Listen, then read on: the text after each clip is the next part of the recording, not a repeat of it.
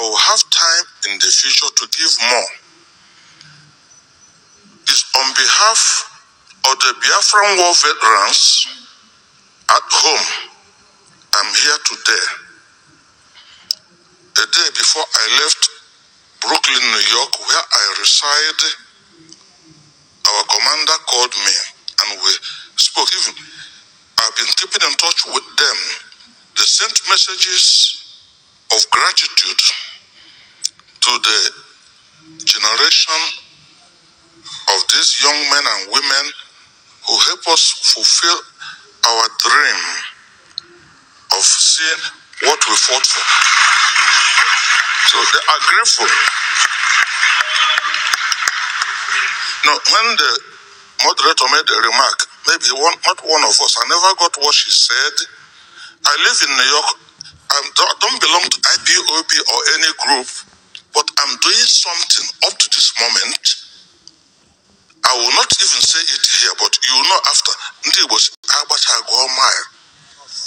Because I'm doing something for all of you here. So God is in control. The major message I have, let me sing this song with all of you. And then I'll give you my message.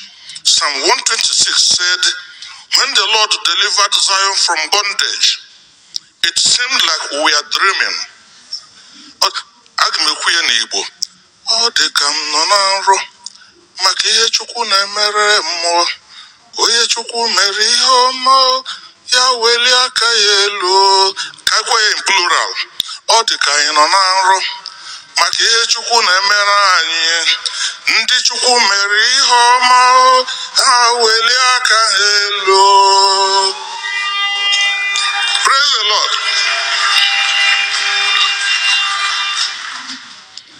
I wasn't a child soldier. I was 18 years old when I joined the Biafran army. I fought as infantry, and then I joined the Marine. We are fighting this war in different sections. These years, immediately after the war, I made a prediction that it is like a football match. We played first half. The war was never ended. The second half is just what ended now.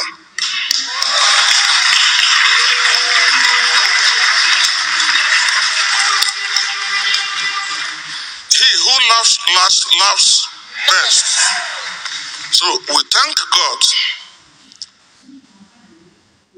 This situation makes it imperative for us to appreciate the sacrifices our veterans made. And there is one other serious point that you must get. Biafran liberation tax, I appeal to every person here to take it seriously. We must do something and make sure that we defend our land.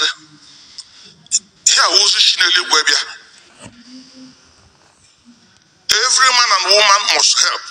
Yes. It's compulsory. Yes. From heaven. Take it from me. And even there's something I don't want to say, but let me give you this. Ojukwu, the last 15 years of his life, I was his personal spiritual director. Biafra, Nnamdi Kanu and Mazi Simon, these are my boys. The Lord Jesus has serious confidential messages for all of them. Yes. Some people are not happy with Finland. They stopped Simon coming here. If Simon were insist to be here, we may not have this today. This will take us years more. Biafra has come. We thank God. And Biafra is here. Simon is happy. God chose Simon, chose Nnamdi Kanu. And I have a request to make. If you don't know God, change before it is too late. This is a miracle. It's a miracle we are here. Because the Lord Jesus Christ, Joshua, and can I know him very personally. I won't talk about my relationship with him. We had a meeting in 10 Minutes Hotel, dinner, Obo Hill, 2:15 before Yagawa travel, Lotta Higit here. I know him. When I reach home from New York, where I've lived for 36 years, I must go to Okwe.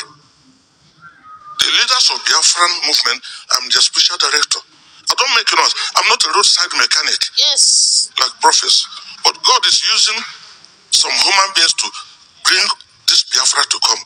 And Ozi Bazunges, you see this I have here? This medal, I got it last year. I met Mana N9jeria Brando. I went to Mexico. I promised our lady of Guadalupe, if Biafra comes, we're going to build you a basilica in Biafra land. Biafra. The enemy doesn't want us to survive. Yes. God gave it to us. All praise Biafra. All hail Biafra.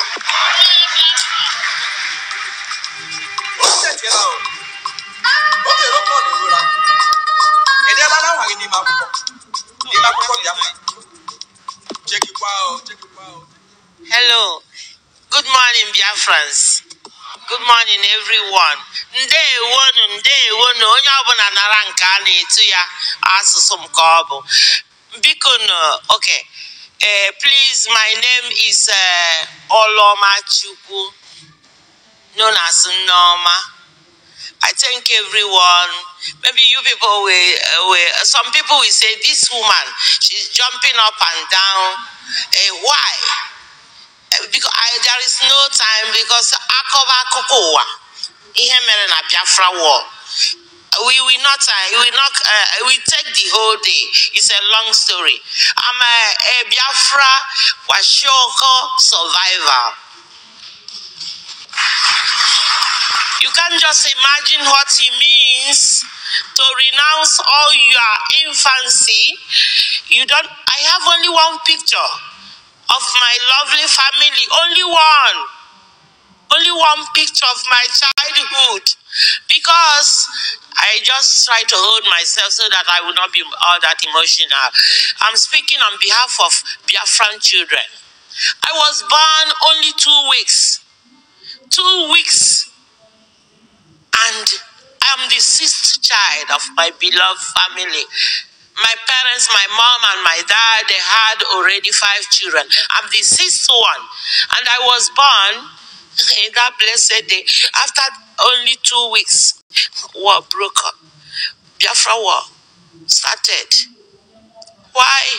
I don't know. But I'm a survivor today. Oh my goodness. I will cut everything short. Because it's a long story. I didn't know how it will happen because what my mother told me, I will tell you people. That day, it has been a series of bombs all over. I'm from N9jeria. I'm from Achi, Enugu, Akwachi, from near Inyi. Yeah, we call our people, we call ourselves There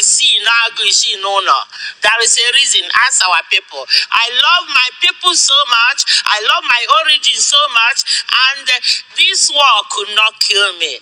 All glory to Almighty God. Our daddy was saying that what God cannot do doesn't exist. I'm a miracle. Being alive today. Washoko did not kill me. The worst of it, when the bomb was falling, and my mother carried me for back. And they hid themselves under une tree. Une is called banana. Under banana tree, because we don't have bunker, we don't have anything. The whole family hide themselves under une and plantain. And the bomb was blowing to the extent that it caught that banana tree, it caught it. Everything fall off. My mother was there praying because she was a prayerful woman. And he said, okay, today I've lost one of my child. That's what she told me. Then she, you know how we tie wrapper on the back. He brought me out to let me be buried. And I was laughing.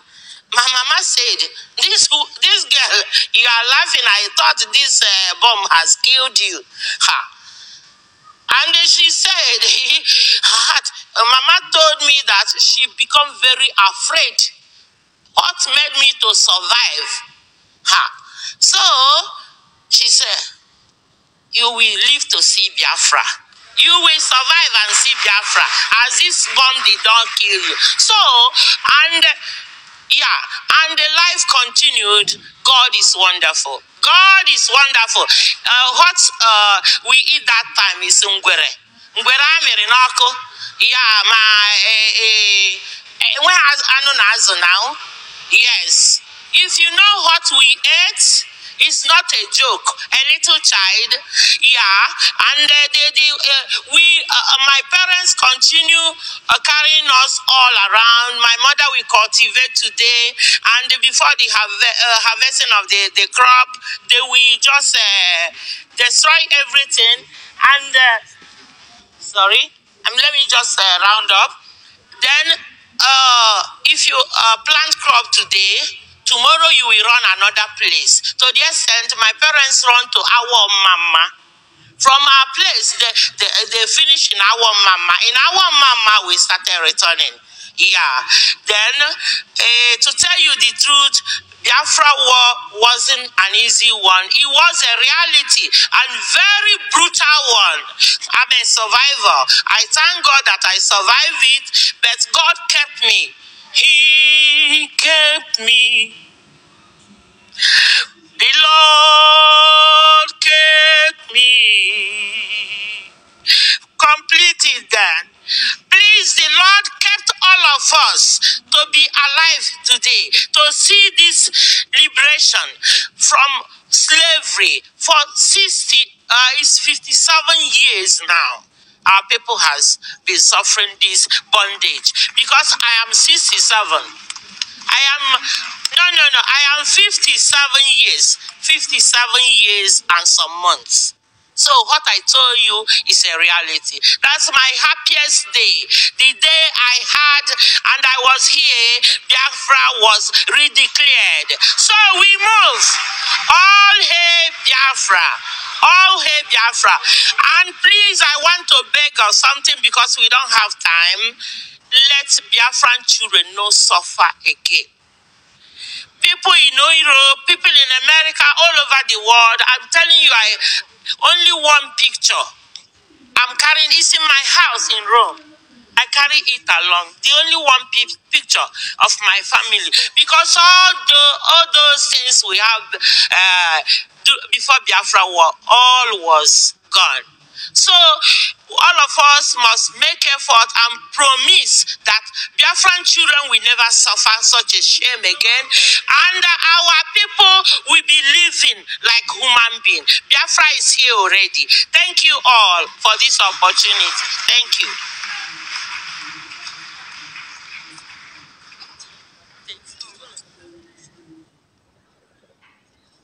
All hail Biafra. My name is N9jeria. I'm from Birmingham. Here. In Nigeria, I'm from Obosi in Omambala State. Omambala in Biafra State. Yes, in Biafra land. Thank you. I'm not going to bother you with, because of time, with how we left Port Harcourt, because that's where we lived. I was 17 years old when the war started. And to me, that was a very good age to be, because I had time to do a lot of things. I was in everywhere of that war. Everywhere, and I mean everywhere. But I can't begin to name it now. We left Port Harcourt while I was in Red Cross. I decided to go and join Red Cross. As soon as the war came and we came back from school, I went to join Red Cross. My mother and father didn't want that, but I went secretly, did the training, came over, and I was given a job at the militia hospital, where we worked till Port Harcourt fell. And then we went from Port Harcourt to LLF to look after the people. But with Red Cross, they normally transfer you from one place to another. And that was why you were able to go to different places. So now I was transferred to a sick bay. Children, these Kwashoko children here, they were my babies. Kwashoko children.